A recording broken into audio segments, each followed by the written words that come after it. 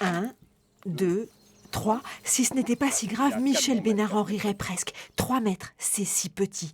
Mais d'un trait de plume, les préfets de 25 départements viennent de diviser par 2 les distances d'utilisation de pesticides pour les cultures comme le blé ou le maïs. Ce sera désormais à 3 mètres des zones d'habitation.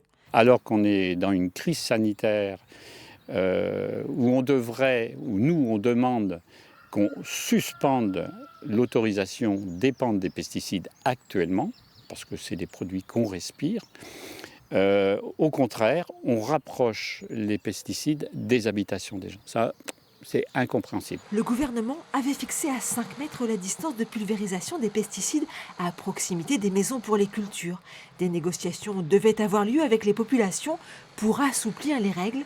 Ces réunions étant désormais impossibles, les préfets ont tranché. Seuls les utilisateurs de pesticides semblent être à la manette, puisque je vous rappelle que ces chartes, elles sont proposées par les utilisateurs de pesticides et donc validées par les représentants de l'État sur les territoires. On est tous mis devant le fait accompli. Les associations de victimes, les associations de protection de l'environnement, les représentants des familles, des médecins, personne, là pour le coup, n'a son mot à dire.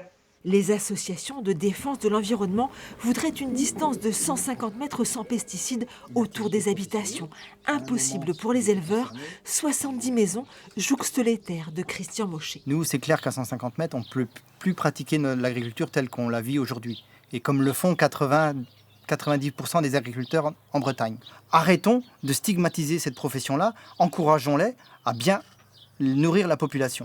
Les éleveurs rappellent qu'ils suivent des formations pour utiliser les produits phytosanitaires, qu'ils tiennent compte des vents, de l'hygrométrie et surtout qu'ils ne traitent pas pour le plaisir. S'il n'y avait aucun traitement de fait, aucune pratique, ça laisse libre cours à l'envahissement plein de mauvaises herbes, des maladies, des insectes, ça peut détruire des cultures. Il faut aussi qu'on ait des cultures avec des bons rendements pour nourrir l'élevage, pour nourrir la population.